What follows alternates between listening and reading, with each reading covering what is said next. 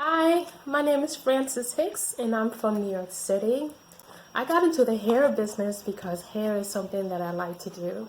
I like to braid hair, I like to make wigs, and hair was always a part of my life. So here I am owning my own business, and it's a great feeling just to step out there, really step out there. I have been thinking about being a business owner, a hair business owner for over a year now, and the only thing that stopped me was myself, fear, that four-letter word. And so I couldn't allow it to stop me anymore. So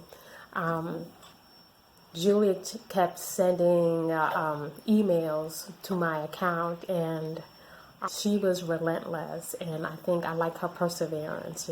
So that was great, because with that perseverance, it kept me thinking about, okay, so what are you going to do for yourself now? Are you still going to sit by the sidelines, or are you just going to get out there? So I had to overcome. I'm still overcoming. It's a day-by-day process, okay, because this is something totally new for me. The Wealthy Hair family is like awesome. Anything you ask, any issues you have, they're just on it.